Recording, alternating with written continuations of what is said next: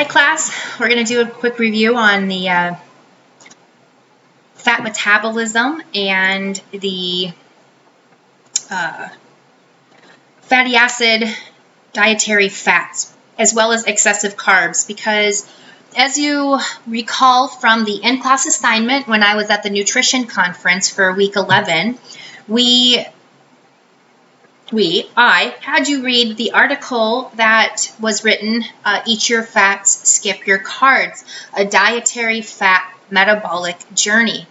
The reason this is so vitally important is because most people do not understand that excessive nutrient intake, whether it's fat, carb, or amino acid, any incoming dietary macronutrient is going to go V-lined straight, virtually most of them, go straight to the liver, and the liver is going to have to deal with them. The few exceptions are going to, of course, be your large chain and very large chain fatty acids, which get packaged on the chylomicrons. They go through your lymph system, through your heart, into your blood system to deliver fats to the tissues.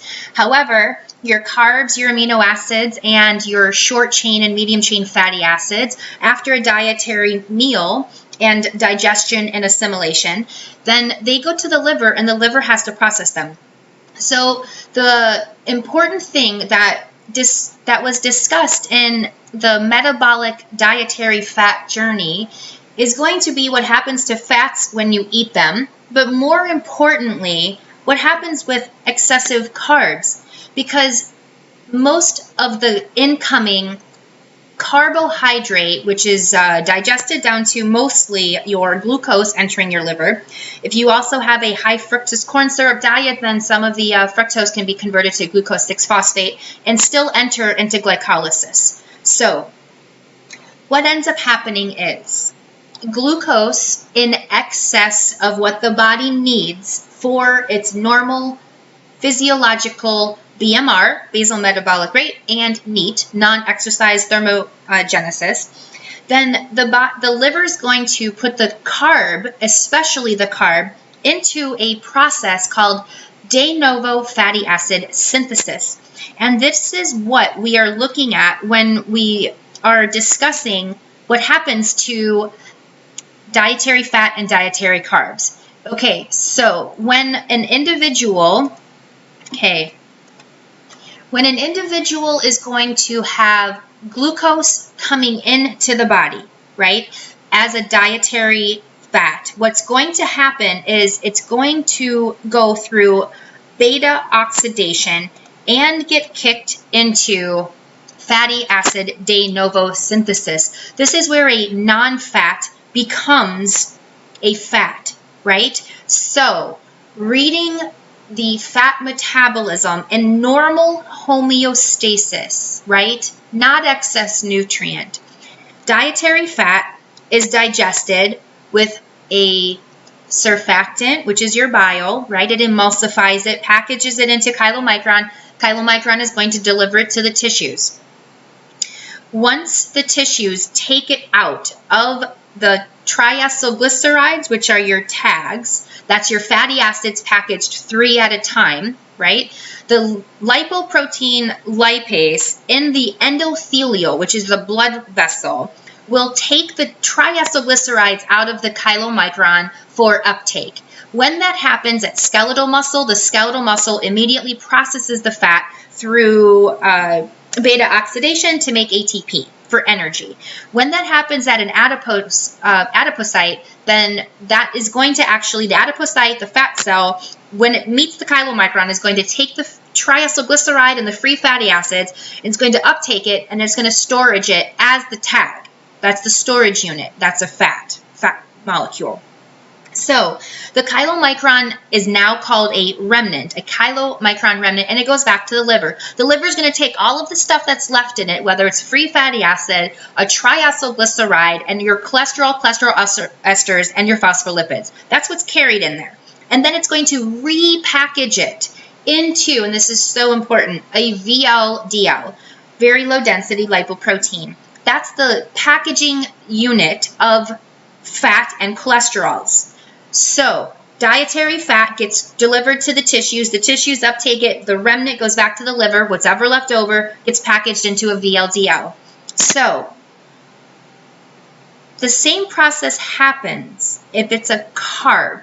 Okay, so carb comes in, and when the liver is in a state of excessive nutrient, all of the glucose is going to end up going through pyruvate, right? That's glycolysis, and forming the molecule pyruvate. Pyruvate then goes through an important step with the pyruvate dehydrogenase complex, and the important thing about that is it requires B1, B2, B3, B5, and alpha lipoic acid. All 5 are cofactors for pyruvate dehydrogenase complex to convert pyruvate into acetyl-CoA. Acetyl-CoA goes into the mitochondria, and it causes an elevated state of, it's a high energy state. So in a state of dietary excessive carb, also if it's paired with excessive dietary intake of fats or amino acids, all of the nutrients are going to be a stimulus of high energy. The acetyl-CoA gets kicked out of the mitochondria in this excessive nutrient high energy state, because that's a signal to the liver that there's too much energy. That means we have enough for our body's processes. Now we're going to conserve it for future reserves. Our body has been designed to go long periods of not eating, because when we were hunters and gatherers, we didn't know when our bodies were going to get another round of food. We might have just been eating berries off the ground and off trees. So we have this designed mechanism to take excessive nutrients and high energy states molecularly, biochemically, and convert it into a storage. So that's the signal that the liver gets. If there's excess incoming carbs, the carb goes through glycolysis, your glucose becomes pyruvate. Your pyruvate gets acted on by your pyruvate dehydrogenase complex, requiring B1, B2, B3, B5, ALA. Then what happens is acetyl-CoA is formed. When it's excessive, then the acetyl-CoA gets kicked out, and then it gets converted back into the acetyl-CoA. Well, the pyruvate actually is what gets kicked out, and then the acetyl-CoA will then, in the cytosol of the liver, right, will start a process called de novo fatty acid synthesis. So in a state of high pyruvate and or high acetyl-CoA in the liver postprandially after you're eating, then you're going to have any excess nutrients being filtered back through acetyl-CoA into de novo fatty acid synthesis. And what that means is the acetyl-CoA is going to be converted and joined with Malonyl CoA to build a 16 carbon long fatty acid chain, resulting in palmitate. The palmitate is going to scoop up a glycerol head, and now you have a free fatty acid. The liver is going to take 3 of them at a time, stick it into a triacylglyceride. That's your TAG. Then the TAG gets packaged into your VLDL. Again, this is all occurring in the liver. VLDL is your very long or very low density lipoprotein. So now your excessive carb went through glycolysis, got converted to pyruvate, then got converted to acetyl-CoA, caused an high energy state, got converted back to pyruvate, goes through, gets kicked out of the mitochondria, and now is converted back to acetyl-CoA, becomes a Malonyl CoA growing chain until the maximum length of 16 carbons, which is palmitate, gets packaged into a TAG, triacylglyceride, which gets packaged into a VLDL. So that's excessive carb being converted to a fat. That happens anytime there's excessive carbs. Now, if you have your chylomicron remnant from a high-fat meal also coming back to the liver, then you're going to have the liver recycling down everything that was in the returning chylomicron remnant.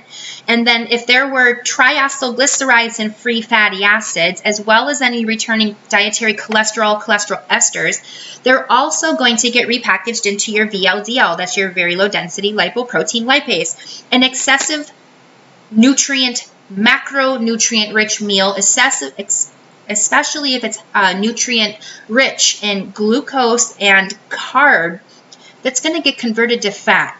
Now, everybody knows in a lipid panel, if you're looking at cardiovascular health, we're looking at the levels of LDL and HDL in the blood. The important key fact is that all VLDL that is leaving the liver, that's a storage transport fat and cholesterol molecule. So just like the chylomicron, which is traveling, it attaches to the lipoprotein lipase, which is the in the endothelial lining, grabs the chylomicron, and it hydrolyzes the fat molecules off of it for fat uptake. The same thing happens with the VLDL. VLDL is carrying triacylglycerides. The triacylglyceride could be the palmitate that was just synthesized through the de novo fatty acid synthesis after a carb-rich, excessive nutrient meal. So the VLDL leaves the liver. It transfers triacylglycerides just like the chylomicron with the lipoprotein lipase, which is in the endothelial lining, which is your blood vessel lining. It scoops up and grabs and attaches to the VLDL, and it's going to hack off some of the triacylglycerides.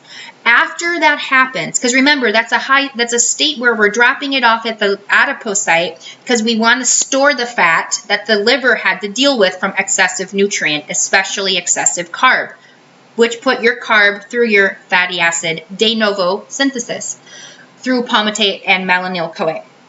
So once your tags are removed by the lipoprotein lipase off of the VLDL, a very quick transient molecule is your IDL, intermediate density lipoprotein, but that either returns to the liver or more likely is going to continue to lose more triacylglycerides. And then the remaining molecule, which is now circulating in the blood, is your LDL. Your LDL is a direct molecule coming from the excessive carb or the returning fat from the body's dietary status.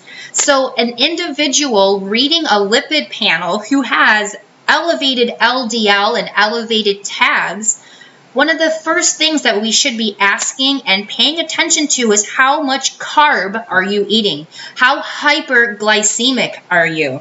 Are you controlling your blood sugar? Remember, an HbA1c at 5.7 to 6.3 is already pre-diabetic, which is the 2-month average of how much sugar is sitting around in their blood. It's much better than looking at a fasting glucose, which is just a quick glimpse of blood sugar.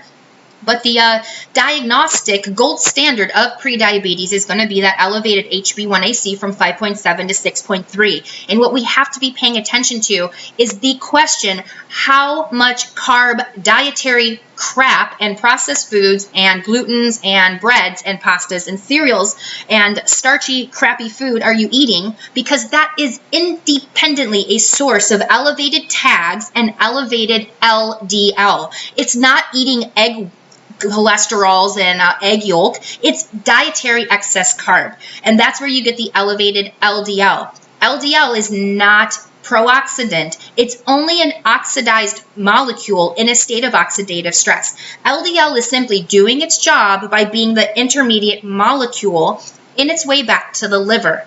If you have a state of high oxidative stress, which comes from independently different mechanisms, hyperglycemia, hyperlipidemia, hyperhomocysteine, hypertriacylglycerides, and hypertension.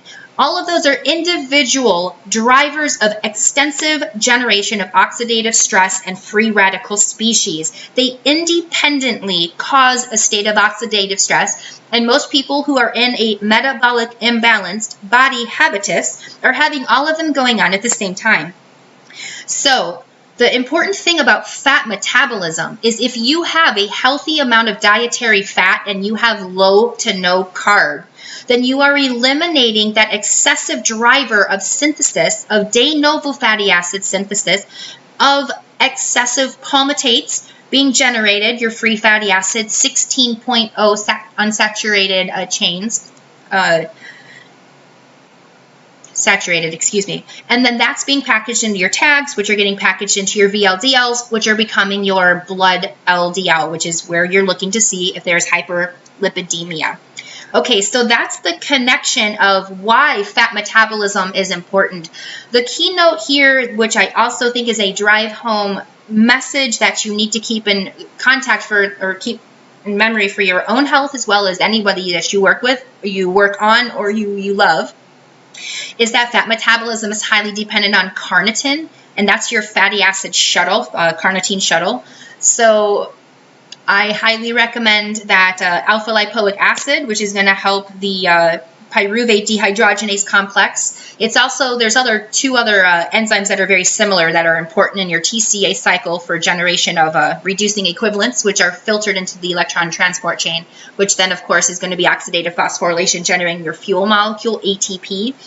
You need to have healthy levels of alpha lipoic acid, very potent antioxidant, and then you also need carnitine. L-carnitine is a wonderful powder that you can buy. Supplementing with alpha lipoic acid is going to largely help your glucose metabolism, and then supplementing with carnitine as L-CAR, A-L-C-A-R, is going to hugely support your fat metabolism by making sure that the carnitine shuttle is available for fat metabolism. Okay, so that was a review on eat your fat, skip your carbs, and how the dietary fat, and more importantly, dietary excessive carb does become a atherosclerotic lipid panel driving aberrant case through conversion into palmitate, VLDLs, and blood LDL. Okay, good luck.